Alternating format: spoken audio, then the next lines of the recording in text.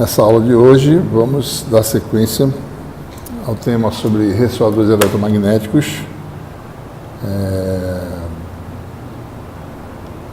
Vamos falar hoje agora, né, sobre sistemas ressonantes no regime permanente.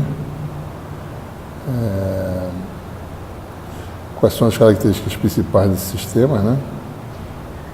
Um fator de qualidade, né? Resposta em frequência da transferência de energia para esses sistemas, certo? Em seguida, a gente vai mostrar como trechos de linha de transmissão curto-circuitadas ou terminadas em circuito aberto ou até terminadas num capacitor no indutor podem ser utilizadas para se confeccionar ressoadores em mais altas frequências, né? E no final a gente vai fazer um exemplo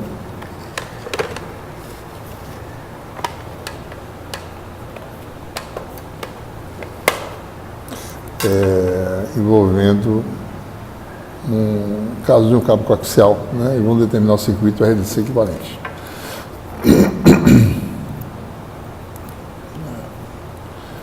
Bom, então nós já fizemos análise na aula anterior do regime transitório, né? E agora a gente passa ao regime permanente. A gente viu que a resposta no regime transitório ela tem um tempo muito maior do que 2 vezes o inverso da constante de amortecimento. A componente transitória do sinal desaparece, né? E você fica agora com a resposta no regime permanente. Então, assumindo que a excitação é harmônica, né? Assumindo que a gente tem que a excitação do sistema é no regime harmônico, ou seja, a frequência ômega. Então, a resposta, depois de um certo tempo, decorrido transitório, vai ser também harmônica, na mesma frequência ômega, né, da excitação. E a gente pode agora, assumindo válidas essas relações, digamos I e 2I, a gente joga aqui a resposta F no circuito, a resposta G, o estímulo G no circuito, né? Sabe que D2F, DT2, passa a ser J ômega ao quadrado vezes F, né? Então você vai aparecer um fator aqui, menos ômega 2, vezes o fasor F. A primeira derivada aparece J ômega gama vezes F. E aqui aparece ômega 0 ao quadrado F. E dG dt fica J ômega G. E com isso nós ficamos que algo do tipo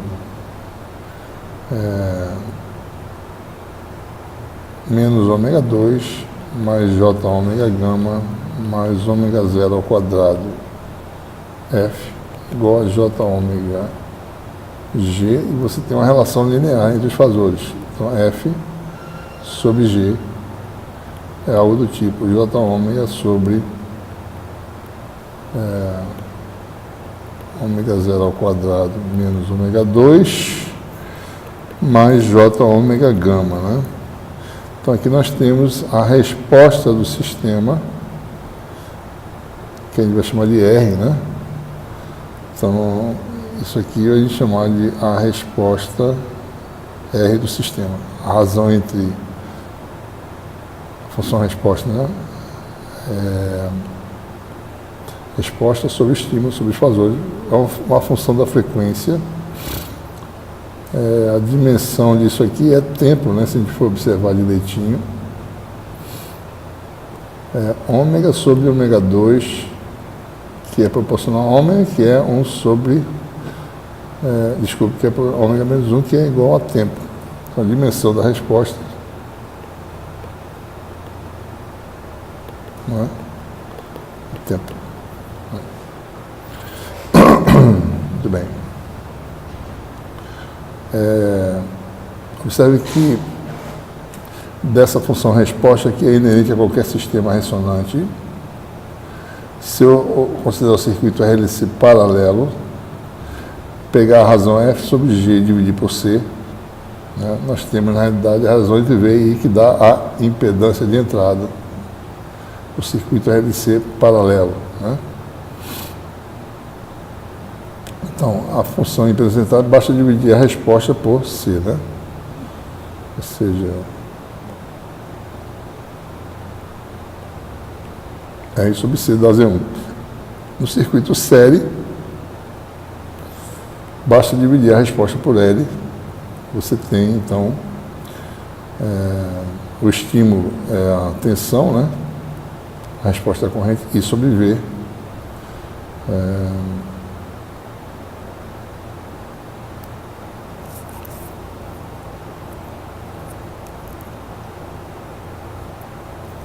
Você estimula com a tensão V e mede a corrente I que foi no circuito. Você tem essa razão que é a admitância. Né? Então, a função resposta no RLC paralelo é a impedância de entrada e a função resposta no RLC série é a admitância de entrada. Né? Certo?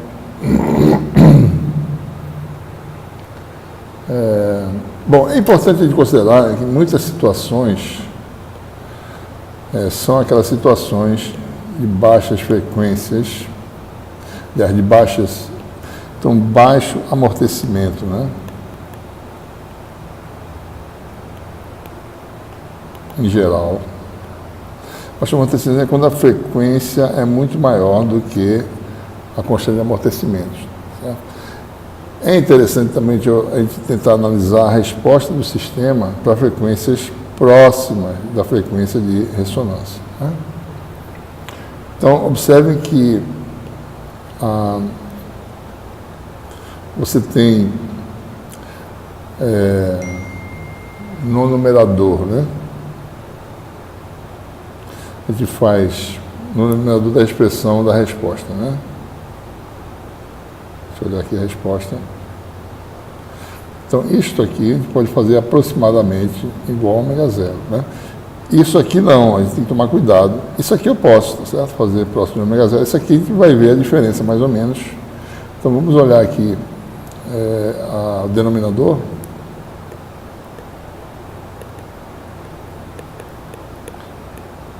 Isso aqui, mais J ômega gama, né? A gente vai fazer ômega igual a ômega zero, mas aqui a gente vai tomar cuidado de levar em conta essa pequena diferença entre frequências, né? Isso aqui a gente pode de fato aproximar para 2 ômega zero, mas isso aqui a gente mantém.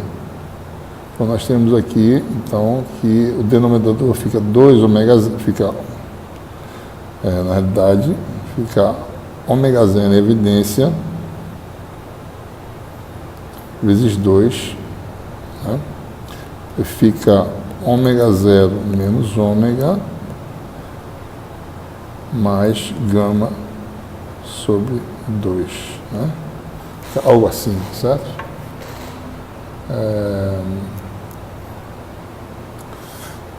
Aqui tem um J, né, na realidade, né?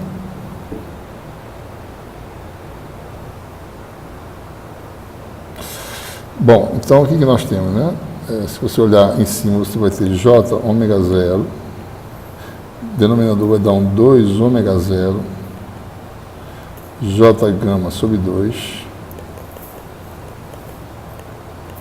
Vou multiplicar por menos J, numerador e denominador. Isso aqui vai dar o quê? Ômega zero. Bom, ômega zero cancela, né? Que vai dar 1 sobre. Está aqui um 2, certo?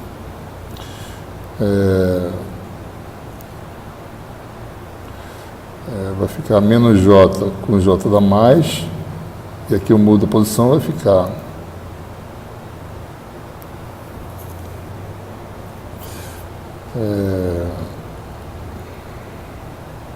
gama sobre 2 mais J ômega menos ômega zero. E aí eu vou dividir por essa quantidade aqui.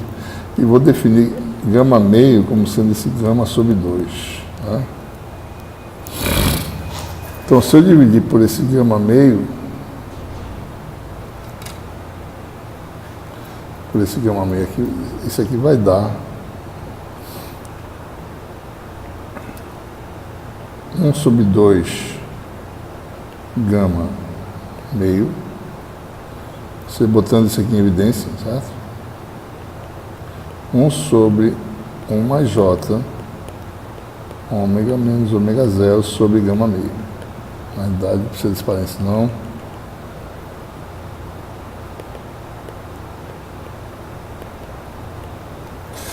Certo? Isto aqui é adimensional.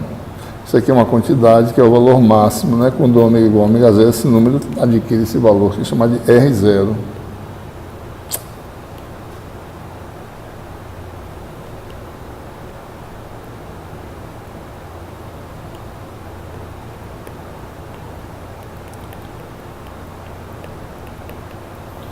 Então você tem aí a função resposta que assume essa forma.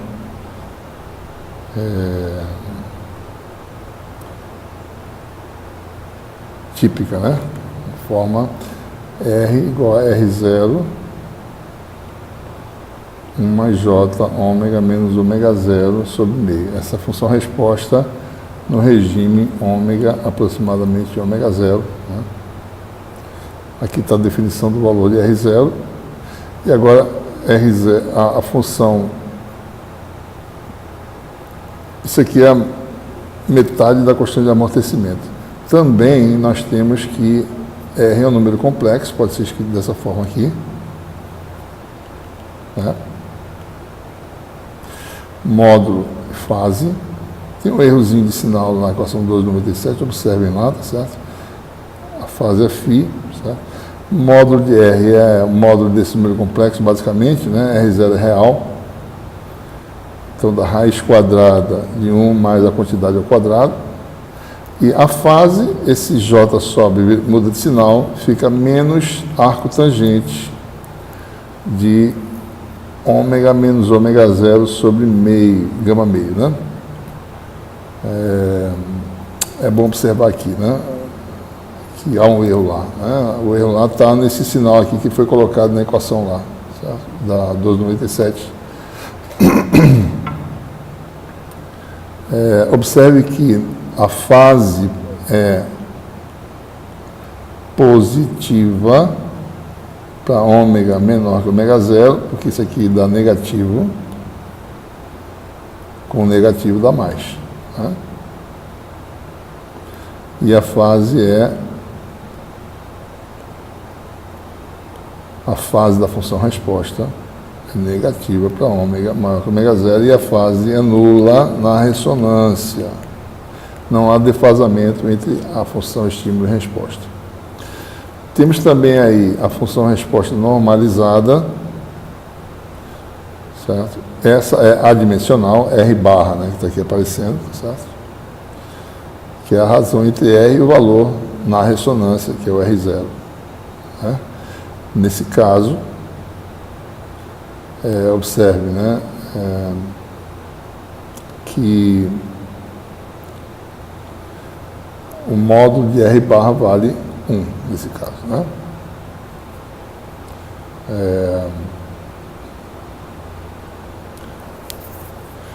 Então, de acordo com a nossa formulação, a impedância de um circuito RLC paralelo é a função, é a resistência elétrica do circuito, porque na ressonância a impedância de entrada se transforma única e exclusivamente, né? Só lembrando aqui, circuito RLC série, né? Paralelo.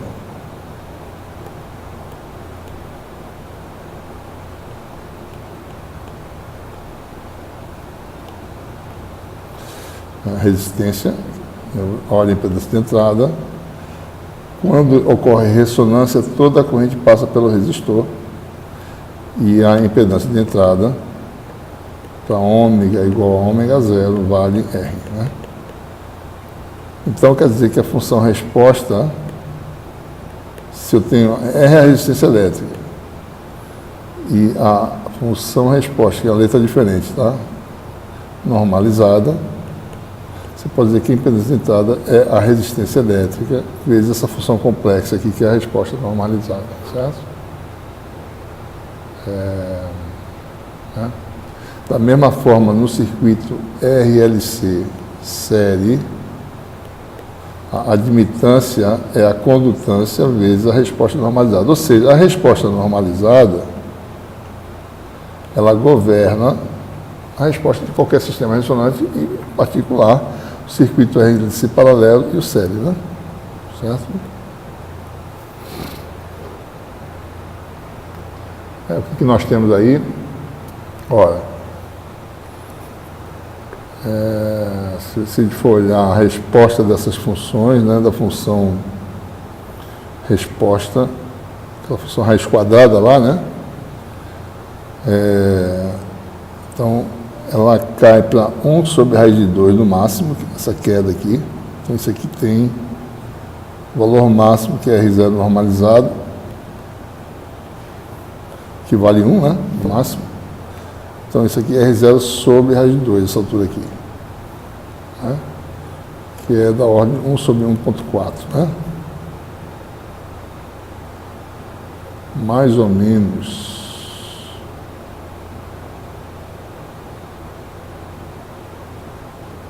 0,6, né? Um pouquinho mais, 0,7, né? 0,6 não, 0,7, desculpe. Mais ou menos 0,7, 67, né? Esse aqui. Certo? Então, essa largura completa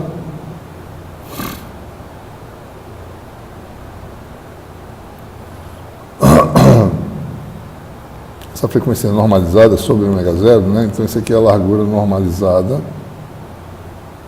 Essa largura completa aqui, 2 vezes a meia largura, certo?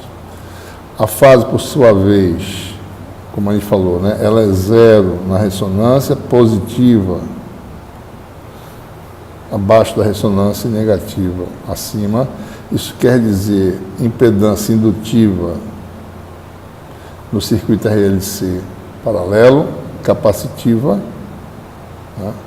Impedância com fase, né? V igual a J ômega L I, né? Isso aqui sendo uma impedância efetiva, se é positiva a fase, né? Mais, então nós temos que você tem uma impedância indutiva. Se a fase estiver associada ao RLC série, você tem uma carga capacitiva, ou seja, o Y tem fase positiva, quer dizer, uma carga de impedância negativa, que seria capacitiva, e vice-versa, né? Então, o circuito RLC paralelo para a frequência acima da ressonância, ele é capacitivo e abaixo é indutivo. O série, ele é capacitivo abaixo da ressonância e indutivo acima, né? Importante observar também o efeito da constante de amortecimento cada vez maior, certo? Na resposta não normalizada, que não dá para ver melhor o que acontece, né? À medida que a gente aumenta a constante de amortecimento, né? O sistema cada vez mais amortecido, a resposta máxima começa a cair e ela começa a se alargar, né? Alargamento da ressonância, né? Quanto mais dissipativo o sistema, mais larga vai ser a ressonância, mais espalhada, né? É um filtro de baixa qualidade, certo? Bom, que características mais a gente pode falar sobre circuitos ressonantes no regime fasorial, né? Vamos olhar o teorema de Poynting, em que a gente já escreveu anteriormente, né? Potência de entrada no sistema qualquer, ele pode ser escrito, essa potência de entrada, como sendo uma parte utilizada em dissipação, vamos falar de sistemas passivos, né? E existe uma parte imaginária associada à diferença de energias elétrica e magnética, né? O sinal disso aqui, se WE for maior que WM, então o sinal da potência reativa é negativo, então tem um sistema capacitivo, tá? Por outro lado, se WE for menor que WM, você tem mais energia magnética, aqui dá um sinal negativo, com menos dá mais. Então você tem mais magnética, tem que ser um sistema o quê? Indutivo, certo? Bom, as energias nos sistemas elétrico e magnético podem ser escritas dessas formas aqui, no sistema, qualquer sistema em circuitos, né? Capacitância e indutância. Potência dissipada no meio de R2, módulo, né? Quadrático, ou, em termos das condutâncias, G de tensão no resistor ao quadrado. A potência de entrada, valor médio no tempo, é a parte real da potência de entrada fasor. A energia elétrica média é a parte real da energia fasor. E assim sucessivamente, a magnética, a parte real da fasor energia magnética. E a potência dissipada, seu valor médio é a parte real da potência fasor PL. Né? Então, como é que ficaria então a dependência espectral da potência dissipada? Né? Por exemplo, tomamos como base circuito RLC paralelo. Né?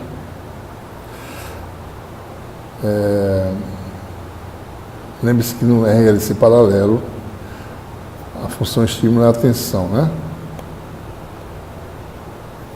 Você tem aqui circuito RLC paralelo.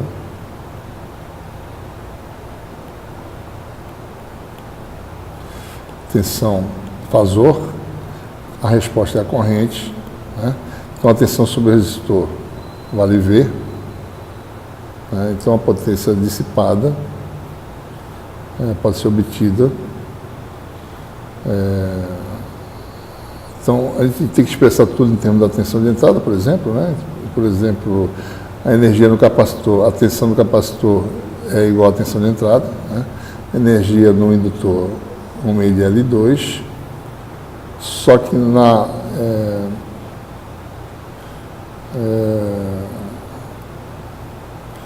temos uma relação, né? V igual a J ômega LI, então isso aqui é V sobre J ômega L. Então a gente pode expressar a energia magnética em termos da tensão também, certo? E observe que na ressonância, uma das coisas que a gente sabe é que essas energias são iguais. Se nós igualarmos essas duas, a gente obtém a condição de ressonância, que é que a frequência em que isso ocorre é 1 sobre raiz de LC. Né? Certo? Que é algo que a gente obteve anteriormente também. Né?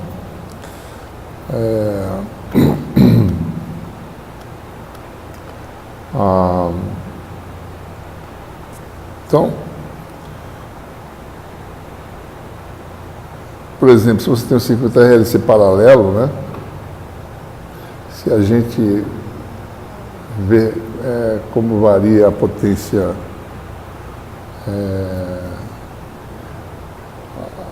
dissipada, né, como sendo a frequência, aqui é a tensão, observe que V sobre I, C é a função resposta, né? Desculpe. V sobre I, C é a função resposta, né?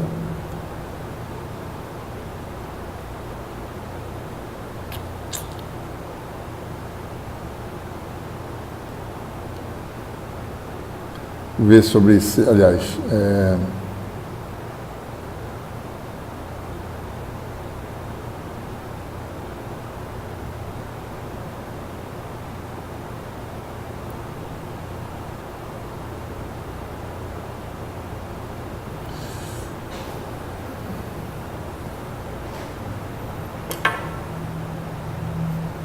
deixa eu ver só uma coisa aqui, não é estranho aqui esse negócio. Espera aí, deixa eu voltar para cá.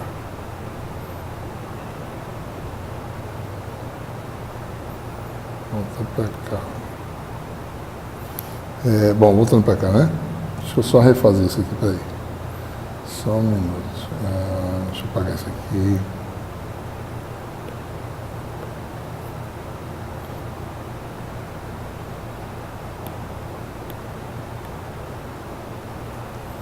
Aliás, deixa eu falar aqui, peraí. Vou apagar isso aqui.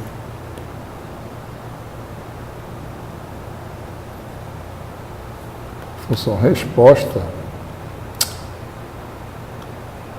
circuito RLC paralelo, né?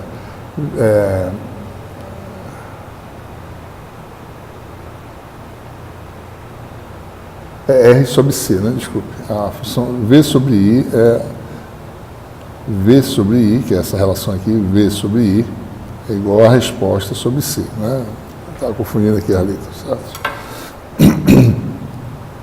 A tensão V2 sobre R pode ser escrito em termos de módulo de R ao quadrado e 2 sobre o quadrado de C, que é RC2, né? Se a gente manipula isso, tá certo? Isso aqui vai dar, ou seja, a potência dissipada é o meio, né, dessa quantidade. Então vamos aqui em A, observando que na aproximação lorentziana, né, R2 módulo quadrado, R0 ao quadrado, resposta normalizada ao quadrado. Então a gente escreve isso aqui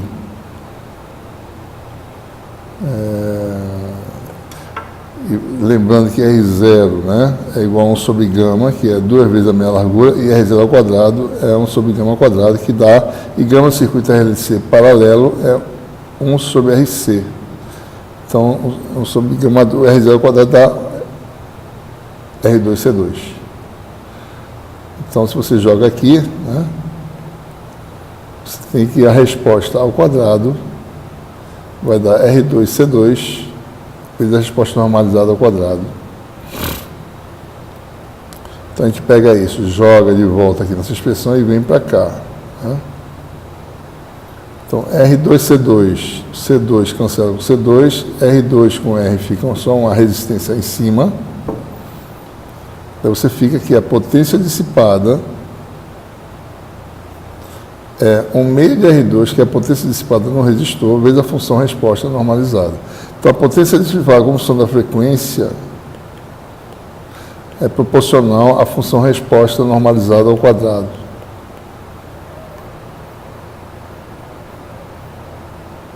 Né? O que quer dizer isso? Essa resposta normalizada ao quadrado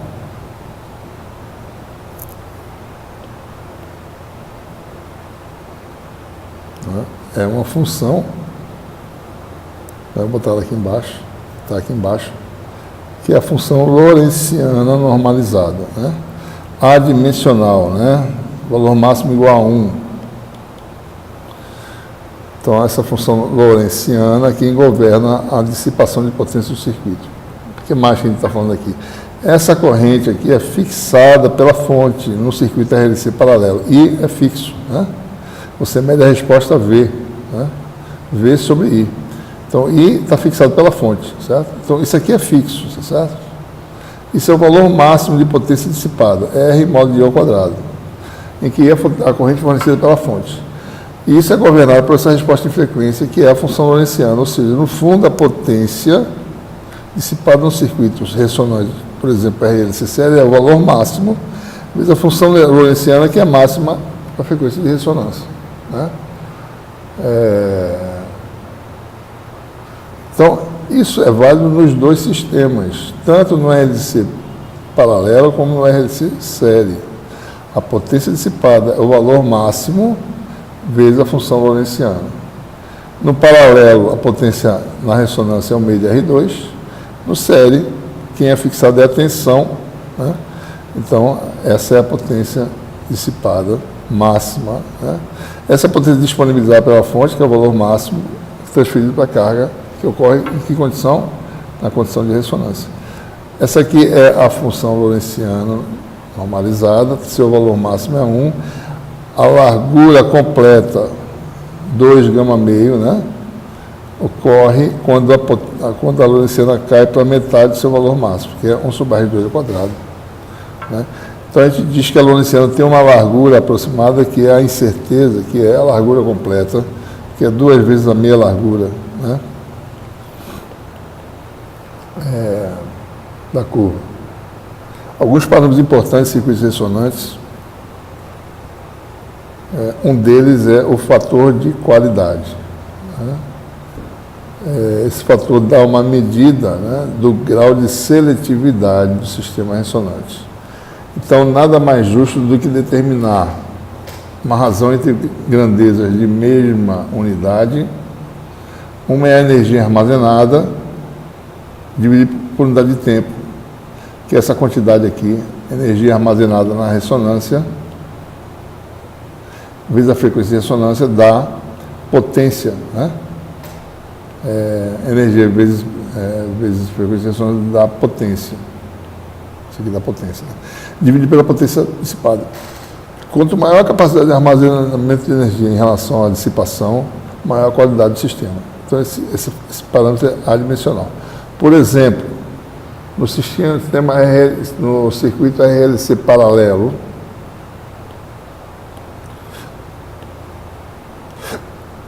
sabemos que na ressonância a energia elétrica e magnética são iguais, então a energia total é 2 vezes a energia elétrica da ressonância. A energia, isso aqui seria 2 vezes 1/4, né, que é o valor médio, que dá 1/2. A potência dissipada é 1/2 de R2. Né?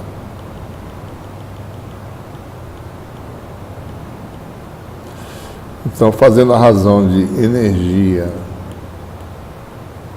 pela potência, C sobre R, né? V sobre I, está aqui. Vamos para A, né? Essa razão vai dar C sobre R, V sobre I na ressonância é a resistência elétrica do circuito, no circuito RLC paralelo. Então, esse aqui dá RC, que é o inverso da constante de amortecimento. Então, energia sobre potência dissipada dá 1 sobre gama. Então, o fator de qualidade vai ser o quê? Ômega 0 W0 sobre PL0, que vai ser igual a isso aqui é 1 sobre gama, né? Então, vai ser a frequência de ressonância sobre a largura. Né? Então, você tem aí um sistema ressonante. Basta saber quem é a frequência de ressonância, saber qual é a meia largura, a meia altura, que é gama, divide um pelo outro, você tem um fator de qualidade, que é bem simples, né? Quanto mais fino for o circuito, maior o fator de qualidade. Né? Quanto menor a gama, maior o fator de qualidade, ou seja, Q aumenta se gama diminuir. Essa expressão não depende, né, essa relação em que mostra que o fator de qualidade é a frequência de ressonância sobre constante de amortecimento, não depende da configuração do sistema ressonante, qualquer que seja ele. Né? Então, isso pode ser usado, esse princípio, pode ser usado para determinar o fator de qualidade de qualquer sistema ressonante. Pode ser o circuito, pode ser um trecho de transmissão, pode ser uma cavidade eletromagnética, pode ser uma cavidade de laser. Sabendo a potência dissipada, sabendo a frequência de ressonância e medindo a constante de amortecimento, você tem o fator de qualidade do sistema, que independe do sistema, né? Da sua configuração. Existem algumas outras quantidades importantes, né? Às vezes você tem um circuito ressonante, qualquer, né? Esse sistema é caracterizado por uma frequência de ressonância, um fator intrínseco de qualidade, uma potência dissipada na ressonância, uma energia armazenada na ressonância, ou seja, o fator de qualidade do circuito aqui. E às vezes você acopla esse circuito a uma carga externa. Então você tem uma potência adicional no sistema, né? Potência adicional dissipada. Qual vai ser o novo fator de qualidade, né? Vamos assumir que a carga seja puramente resistiva, na realidade é isso que a gente faz, né? Pega um circuito e acopla uma carga resistiva. Na realidade, o sistema original tem uma perda de potência muito pequena, né? Você minimiza as perdas para ter um sistema de alto fator de qualidade. Então, o fator de qualidade passa a ser o quê, né? Você não perturba muito a frequência de ressonância, vai ser a energia armazenada no sistema, que é aquela armazenada no sistema original, sobre a potência dissipada, que é a soma das potências. O fator de qualidade intrínseco, né, pode ser escrito como frequência de ressonância, energia armazenada sobre potência intrínseca. Né? Da mesma forma, a gente pode falar sobre o que, fator de qualidade externo, se a gente associar a potência externa. Então, se eu fizer o inverso de Q, você vai verificar que o fator de qualidade ele obedece a essa relação equivalente, né, aquela relação de resistência em paralelo, né? O fator de qualidade final efetivo passa a ser essa combinação do intrínseco com o externo, né? Uma outra característica interessante no sistema ressonante é quando você está no regime permanente e você desliga o sistema, né? O que acontece depois do desligamento? Nós sabemos que a energia deve decair a uma taxa governada pela constante de amortecimento gama, né? Vai cair exponencialmente. Ora, uma vez que Q é igual a ômega zero sobre gama, gama é ômega zero sobre Q. Ômega zero fixado, né, e Q depende da constante de amortecimento. Então, este aqui é o fator que aparece, que vai dizer quão rápido vai cair o sistema. Quanto maior o fator de qualidade do sistema, menor esse fator aqui, e mais lentamente o sistema vai se extinguir, né? Então vai ter um maior número de oscilações até que a energia total do sistema seja dissipada na carga. Então, quanto maior o fator de qualidade, maior o número de oscilações até a extinção completa da energia, né?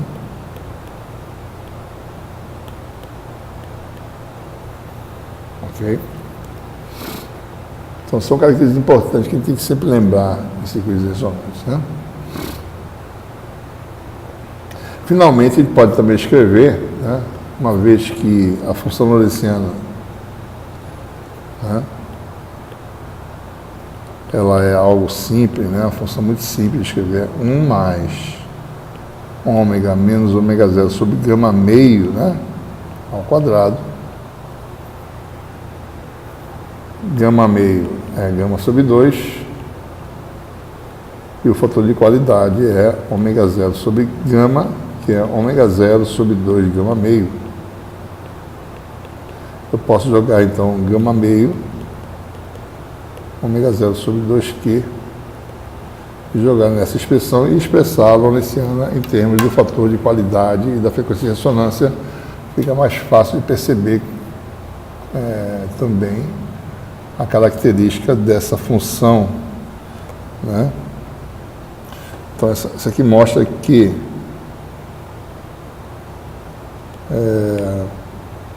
quanto maior Q, né, mais rápido você desviar ômega de ômega zero de uma pequena quantidade, isso aqui se torna muito grande, né, por causa do fator de qualidade. Então, alto fator de qualidade, baixo fator de qualidade, né? Na verdade, isso aqui é normalizado, então isso aqui sempre vai ser 1 no máximo, né? Então, Q alto e Q baixo, né? Então, o fator de qualidade diz quão estreita é essa curva de ressonância aí. Bom, vamos agora para a segunda parte do curso. Vamos falar como ressoadores em linha de transmissão. Como é que linhas de transmissão podem ser utilizadas, né, para se fazer ressoadores. Observe quando a frequência aumenta muito,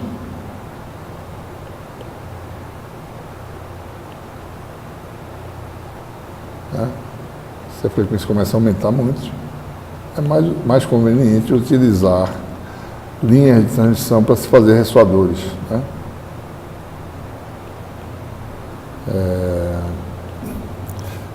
Para fazer circuitos de ressonância de linha de transmissão, basta a gente terminar a linha de transmissão ou em curto-circuito ou em circuito aberto. E essa linha de transmissão assim terminada vai sempre ser um circuito RLC ou série paralelo em torno de qualquer frequência que o comprimento do trecho de linha de transmissão seja um múltiplo de 1/4 de comprimento de onda, né? Em alguns casos, o circuito vai se comportar como RLC série, em outros casos como RLC paralelo, né? Observe que no circuito RLC série aplica-se uma tensão, né? Tem-se como resposta uma corrente. Então a função de resposta no fundo é I sobre V. Então quando o I for máximo para um dado V, quando o I for máximo, você tem ressonância, certo? Bom, isso ser máximo quer dizer impedância mínima, né? Impedância mínima ou condutância máxima, né?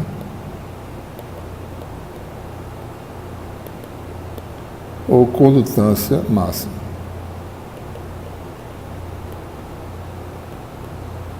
Ora, um curto-circuito, se você transferir ele para um comprimento que seja um múltiplo de lambda sobre 2, essa função se repete, né?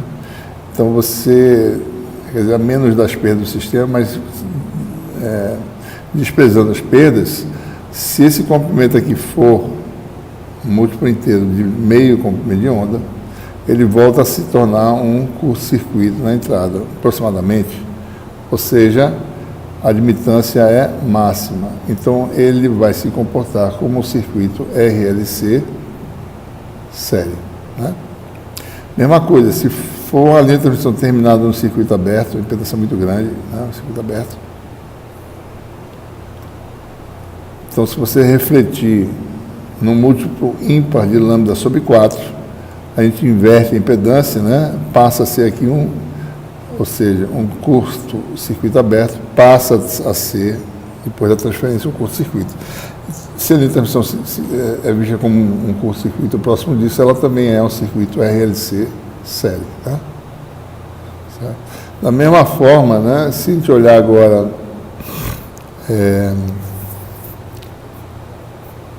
o circuito RLC paralelo, né, a impedância que é máxima na ressonância, porque isso aqui sai do sistema, né, a maior impedância vai ser na condição de ressonância, né? Então, eu preciso simplesmente inverter um curto-circuito e transformá-lo num circuito aberto para eu ter um circuito RLC paralelo.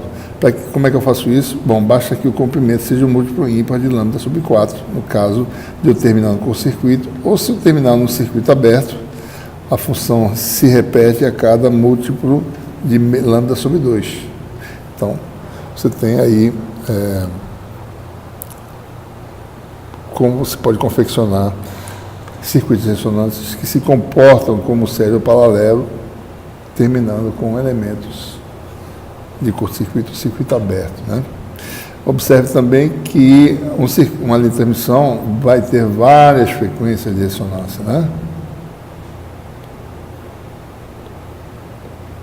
Então, uma linha de transmissão, por exemplo, terminada em curto,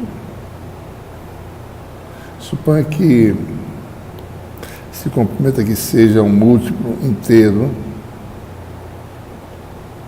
de lambda sobre 2, né? Então, aqui me dá uma frequência ômega 0, né? Então, para n igual a 1, eu tenho uma frequência ômega 0, 2πf, que é C sobre lambda 0. Ora, mais lambda 0 é associado ao comprimento, digamos que L, igual a lambda 0 sobre 2. Então, a primeira frequência de ressonância seria L igual a lambda 0 igual a 2L, isso vai ser C sobre πC sobre L. Para n igual a 2, você tem a segunda frequência de ressonância. Vou chamar de fazer assim, vamos chamar isso aqui de ômega 1, tá certo? Primeira frequência de ressonância, N igual a 2, a segunda frequência de ressonância vai ser 2πc,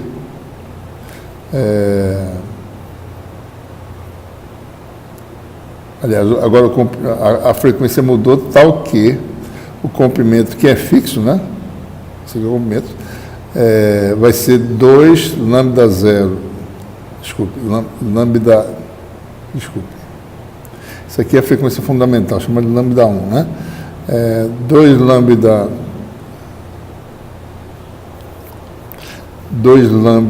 2, né? Sobre 2 é igual a L agora, então é L igual a lambda 2. Então, quem é lambda 2, né? Ômega 2 é 2πc sobre lambda 2. Então, lambda 2 é 2πc sobre...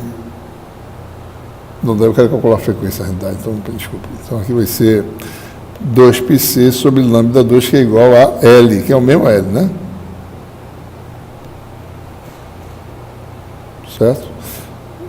Então, se aqui a frequência de ressonância era ômega 1 associada com o comprimento lambda 1, agora para N igual a 2 vai ser ômega 2, que vai ser 2πc sobre L. Ora, mas se πc sobre L é ômega 1, então você tem a segunda frequência de ressonância, ômega 2 igual a 2 ômega 1. Então, as frequências de ressonância de um circuito vão ser ômega, né, um múltiplo de uma fundamental, certo? Ômega 1, 2 ômega 1, 3 ômega 1 e assim por diante, 4. Então, vai ter múltiplas frequências de ressonância. Então, todo circuito agora, em que você tem comprimento de onda da ordem do tamanho de circuito, você vai ter frequências de ressonância, são múltiplos de um número inteiro, né?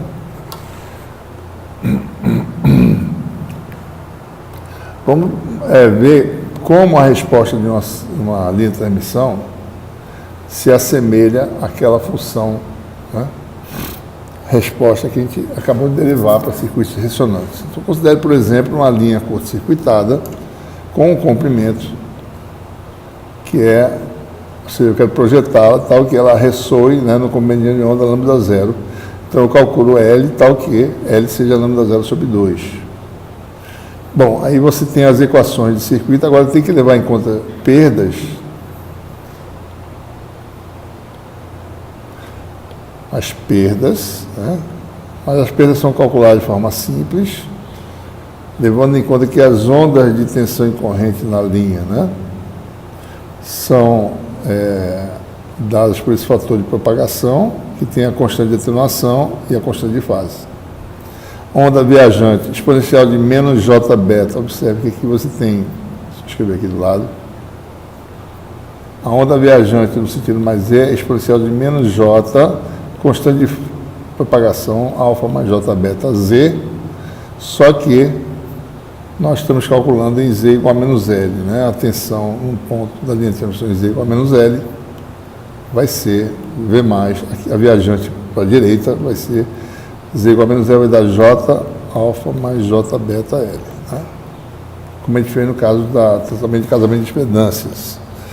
Então você tem aí a onda de tensão, onda de corrente, impedância característica, né? Essas quantidades para linhas que tenham perdas série e paralelo, né? Se essas quantidades são pequenas, a impedância característica é aproximadamente a razão entre indutância e capacitância por unidade de comprimento, que é o inverso da admitância característica. Por outro lado,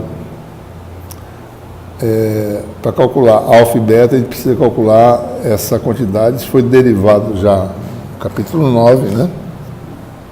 Quando não tinha isso aqui, né, ficava menos J2, J2 dá menos 1, raiz de menos 1 da J, né? Ômega, só lembrando aqui, né? Alfa mais J beta é raiz de L mais J ômega L. Esse subscrito L é porque é por unidade de comprimento, né? C mais J ômega G, né? Desculpa, G, que é a condutância, mais J ômega C. Se você desprezar esses fatores aqui, Você fica aqui alfa mais j beta, é uma linha sem perda, né? Vai dar raiz quadrada de j2, que dá menos 1, ômega 2 LC. Que vai dar j, raiz quadrada de menos 1, da j, ômega raiz de LC. Então, para linha sem perdas, alfa igual a zero, beta é ômega raiz de LC, como eu tinha feito antes. Né? Certo? Bom, para pequenas perdas, faça uma aproximação em primeira ordem, né?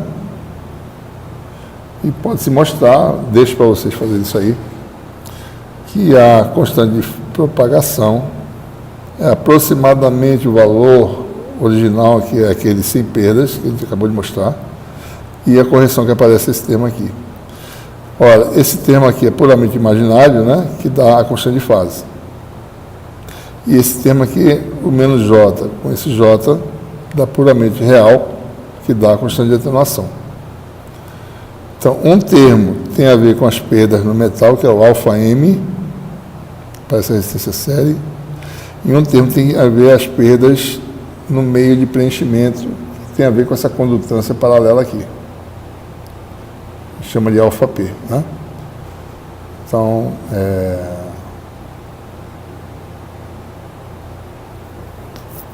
observe que esse homem aqui cancela com esse, né? Então você tem RL sobre 2L, da constante de atenuação devido a perdas de condução, e o GL sobre 2CL dá essa constante de atenuação devido às perdas materiais. Existe um errozinho aí, certo?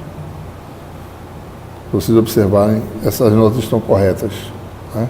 Então corrijam a equação 143 do livro.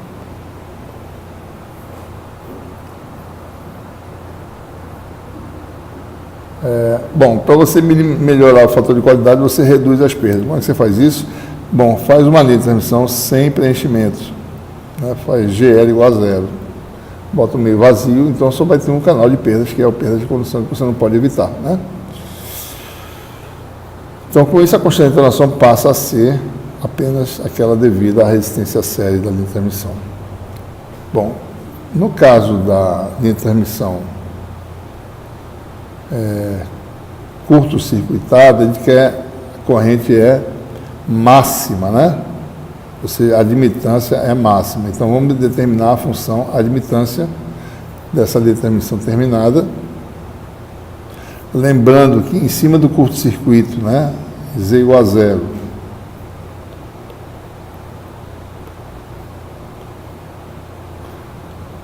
aqui está a tensão, né?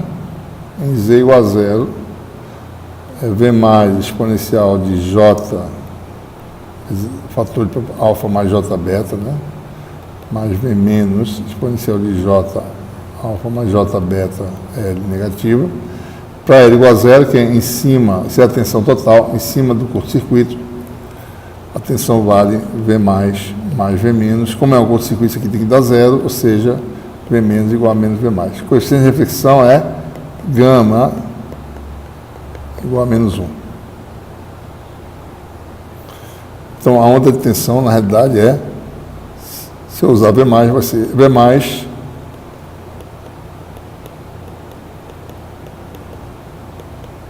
menos exponencial de menos J alfa mais J beta L.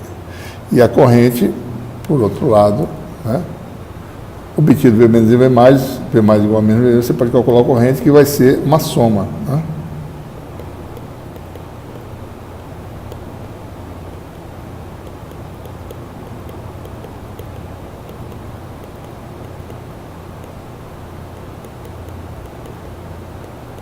Opa. Ok?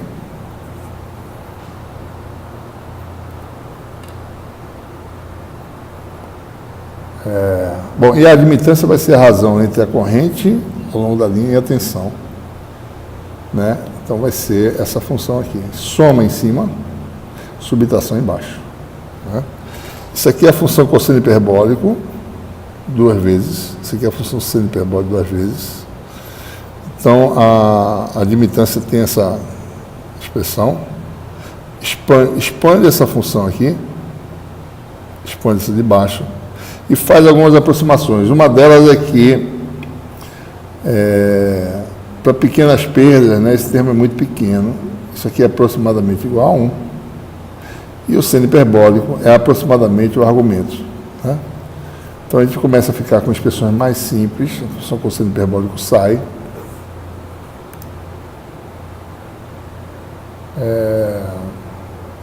E aí a gente faz algumas relações, né? Que eu talvez passe por cima delas. Tem algumas continhas assim de padeiro que tem que fazer para mostrar que, primeiro, né, relaciona o beta, o estado de fase, com a frequência ômega. Né? Na ressonância, o beta vale beta zero, associado à frequência de ressonância ômega zero, que tem a ver com o comprimento de onda lambda zero. Né?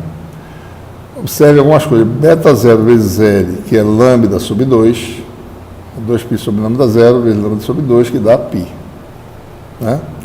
Em torno da frequência de ressonância, beta L pode ser escrito dessa forma, né? Isso aqui é dizendo que isso é igual a isso, isto é igual a isso. Beta 0L cancela com beta L, com beta 0L e fica beta L, ou seja, beta L igual a beta L. Né? Isso aqui é só para dizer que beta 0L vale π, e a relação de linearidade entre beta e ômega permite escrever essa outra parte aqui.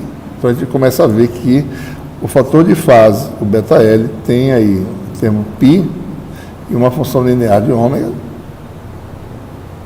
que é essa relação aqui. Né? Então observe que o parâmetro fundamental que aparece na tangente de beta L, a gente vai expandir em torno do valor de ressonância.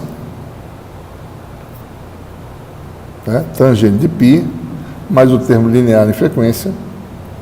Tangente de π vale zero. Né? Então isso aqui é tangente de... Se tangente de π mais alguma coisa, dá essa alguma coisa aqui. Tangente de alguma coisa. Né? Ou seja, tangente de beta L pode ser escrito dessa forma. Delta ômega é a variação de frequência em torno da frequência de ressonância, ou seja, delta ômega é ômega menos ômega zero. Em geral, perto da condição de ressonância, esse argumento é pequeno. Mais uma vez, a tangente pode ser expressa como seu argumento. Tá? Fazendo isso, a gente mostra que a admitância de entrada tem uma resposta em frequência idêntica à resposta do circuito ressonante, que é aquela função resposta, né? Seu valor normalizado, G0 é a condutância na ressonância. Aqui está aquela função tradicional complexa, né? Cujo módulo quadrado da função lorentziana. G0 é 1 sobre a raiz R0, calculada em termos dos parâmetros da linha de transmissão, admitância característica, constante de atenuação e comprimento da linha. Você pode, então, relacionar, né, usando as relações de circuito LC paralelo, a constante de amortecimento com a constante de atenuação e a frequência de ressonância. Ou seja, nós podemos obter os parâmetros equivalentes. Né? Então, observe, né, o que eu estou fazendo aqui. Estou determinando quem são os parâmetros equivalentes da linha de transmissão. A resistência série de um circuito de ressonância equivalente, a indutância, né, do circuito de ressonância equivalente e a capacitância. R0 acabei de mostrar quem era. Né? Acabamos de mostrar quem é o R0. Certo? Deixa eu só tirar aqui essas anotações. Então você tem aqui uma expressão para R0. Está aqui, ó. O circuito de ressonância tem essa resistência R0. Então eu conheço a admitância característica dada a linha de transmissão, a geometria a gente faz. O alfa depende da resistência série, né? E da impedância característica. E o L é conhecido porque eu sei a frequência de ressonância. Observe que eu já estou determinando aqui o fator de qualidade. Uma vez que eu sei a constante de amortecimento e a frequência de ressonância, o fator de qualidade já está diretamente obtido, certo? Bom, quais são as equivalências, né, entre os parâmetros da linha de transmissão e os elementos do circuito RLC série? Acabei de mostrar o G0 quem é, certo? A constante de atenuação é dada por essa quantidade. Então você tem aí o primeiro parâmetro, a resistência série, que é o inverso da condutância, é a resistência por unidade de comprimento da linha de transmissão vezes L sobre 2. Tá? Se a gente for fazer as contas, né, e mexer nos parâmetros, e associar, né, constante de amortecimento do circuito da resistência série é associada à razão entre a resistência do circuito e sua indutância, pode mostrar que a indutância do circuito equivalente é dada pela indutância por unidade de comprimento da linha, L sobre 2 também. E usando também aí a frequência de ressonância, né, e as relações anteriores, a gente obtém, certo? Depois de algumas contas, né, que a capacitância do circuito é associado à capacitância por unidade de comprimento da linha de transmissão com esse fator 2π2 na frente dele, certo? Então aí está o resumo, né? Resistência do circuito equivalente é dada por essa expressão, indutância dada por essa expressão e capacitância por essa aqui. Fator de qualidade, em termos dos parâmetros da linha de transmissão, então aparece a constante de atenuação, que é dependente da resistência série, né? Esse aqui é o constante de atenuação, certo? Então você tem um fator de qualidade usando os parâmetros do circuito, certo?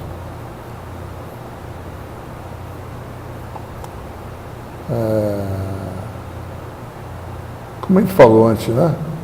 Que essa linha de transmissão vai se comportar como um circuito RLC série toda vez que a frequência satisfaça essa condição em ω0, em que ω0 é a frequência mais baixa, né, do sistema de ressonância, né? Dado L, né, é πC sobre L. Certo?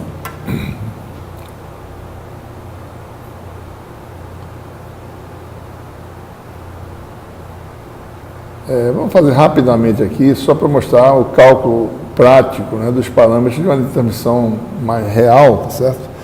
Porque, como vocês sabem, a impedância característica depende da geometria, né, da linha. Então, vamos fazer um exemplo prático para a gente ter uma ideia, né, de quais são esses números, né, em termos de materiais utilizados tipicamente na confecção de linha de transmissão. Considere, por exemplo, um cabo coaxial, que está aqui atrás, ele está curto-circuitado, aqui tem uma tampa aqui atrás, termina, né, e que você tem o condutor interno, condutor externo, aqui o meio vazio, tá certo? Botou só para realçar essa cor azulada aí, né? Tudo bem.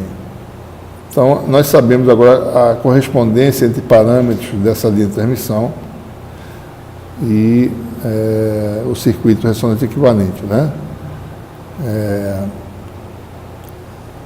Comprimento a lambda sobre 2 quer dizer que a frequência de ressonância em Hertz é associada, né, ao comprimento da linha por essa relação. Tá? Na hipótese em que a profundidade de penetração é pequena em relação ao raio do condutor interno ou a espessura do externo, pode usar aproximações, já derivamos essas expressões antes, né? Constante de atenuação de uma linha de transmissão desse tipo, em termos da geometria, aparece a resistência de folha, que é dada por 1 sobre sigma ΔS. ΔS é a profundidade de penetração, que tem aquela expressão clássica.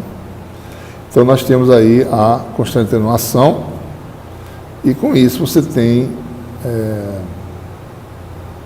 os parâmetros importantes aí, principalmente, né, o fator de qualidade. Tem a ressonância, que depende do comprimento da linha, tem a constante de atenuação, que depende da condutividade do metal, né, e da geometria. Certo?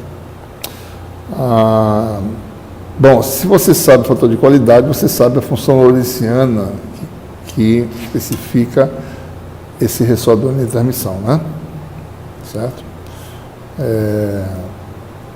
Então, Q está calculado, então nós sabemos como é que vai ser mais ou menos a forma da lawrenciana, né?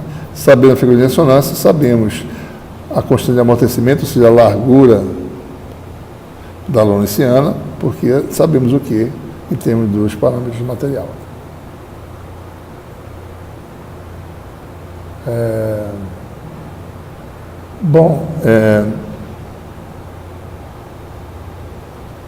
Olhando novamente aqui a expressão por Q, né? Fator de qualidade, a gente vê que o único termo dependendo da frequência aqui é esse aqui, né? Que varia com a raiz quadrada de F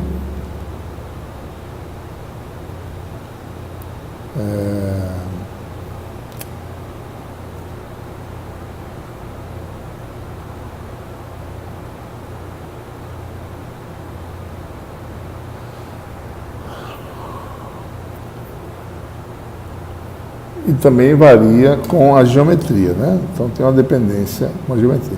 Quanto maior a frequência, maior o fator de qualidade, né? Isso aqui pode concluir daqui, tá certo? A gente tem que levar em consideração que eu não posso, como L é da ordem do comprimento de onda, né? O B não pode ser comparável ao comprimento L. B, no caso, é a dimensão do condutor externo, né? O raio interno do condutor externo. Então, isso não pode ser muito próximo do comprimento de onda, porque se isso acontecer, começamos a ter radiação de antena, né? Ou, equivalentemente, modos de ordem superior se propagando na linha.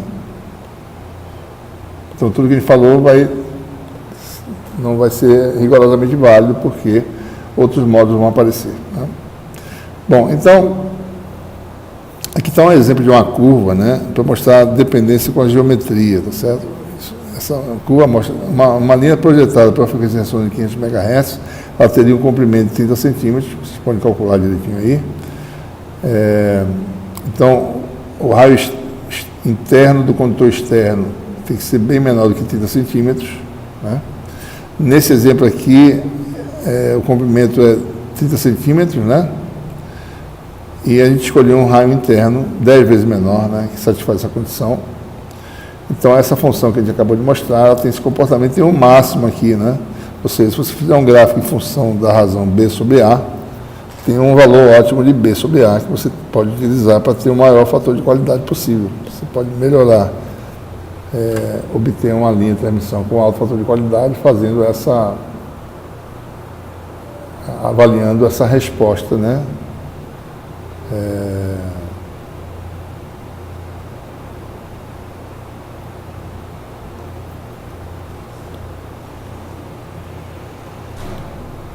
Essa função, né? Deixa eu botar na outra página aqui. Essa aqui está muito rabiscada.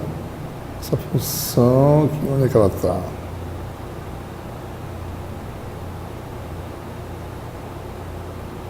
Só tem uma aqui está aqui, né? Essa função aqui, certo? A função, ou seja, como função de B sobre A, né? Que é essa função aqui, tem um máximo, né? Você pode então projetar uma linha de transmissão para ser um ressonador de alta qualidade, um fator de qualidade da ordem de quase 4.800 e pouco, né? 4.850 mais ou menos, certo? Bom, então é isso que a gente tinha para falar hoje, né? Ficamos por aqui e concluímos o curso na próxima aula.